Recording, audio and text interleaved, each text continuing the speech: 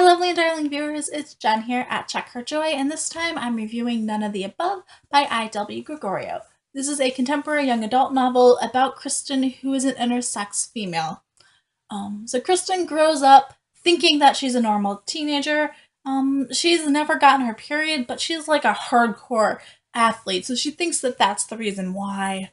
There's a few other things about her that kind of aren't normal biologically, like she doesn't have any pubic hair, she hasn't grown hair on her legs, but it's a little bit unnerving, but on the whole, it doesn't bother her too much. She thinks she's a girl, and that's fine because she's very, very seriously strong uh, track runner and spends a ton of time doing this serious athletic stuff.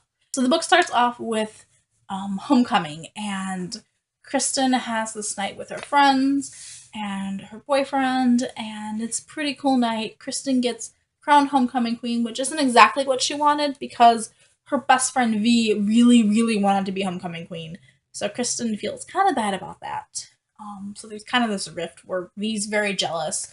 Um, so their relationship's not great at this point at the end of the night. And then she tries to have sex with her boyfriend for the first time on in the limo, and it's incredibly painful, like seriously agony. So Kristen goes to a gynecologist, and she finds out that she's actually intersex. Um, so although she looks like a girl, she has male chromosomes. She does not have a uterus. Her vagina is smaller than normal, which is why sex hurts so much, and that she has testicles growing inside of her. And so most of this book is her dealing with that diagnosis and what that means to her. Is she still a girl? And how the rest of the world views it. And there's also a bit where she's struggling with the fact that she's not gonna be able to have kids in the future either because she doesn't have a uterus, nothing biologically hers. So Kristen is incredibly smart, intellectual person. She runs track. She's already got an athletic scholarship to her top choice school. It's her senior year. She's already an adult. She's popular. She had the perfect boyfriend at the beginning of this book, and everything seemed great until homecoming night when her world just completely fell apart. She also confides in her best friend while they're drunk that she's intersex at a party, and then the entire school finds out, and so this causes a rift between Kristen and her friends, and we get to see a lot of different perspectives about intersex and what that means. Um, some of it is very knowledgeable, like the doctors, and she joins a support group for other people who are intersex, and her dad's investigating all this stuff about what intersex means and famous people who are intersex. Um, but then we also have a lot of less ignorant opinions from her classmates, and some of those classmates are supportive and some of them are not, and Kristen starts experiencing bullying. I appreciated the fact that it dealt with a wide range of opinions, that some of these people really were supportive and some of them weren't. That's much more realistic. We also get to find out about intersex and what that means from a medical standpoint, as Kristen is finding out for the first time, like she'd never even heard of this before. And then as she's going to doctors and they're giving her information and she's researching things on the internet, and then we get to find out more about it also. So it's incredibly informative, especially from a medical standpoint. The author actually is a doctor, so that helps. We also get to see Kristen's struggles, which are pretty complex and they feel very real. Like the stress of it and trying to rationalize what's happening.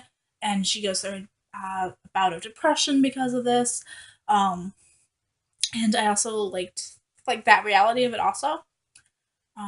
We also get to see the internet, both the bullying side where everybody's like harassing her on Facebook, but also the support group part of that is on the internet and finding information on there. However, the writing style is kind of an thing.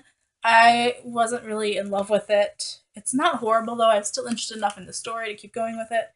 But some of the like characters' reactions and what was going to happen felt predictable.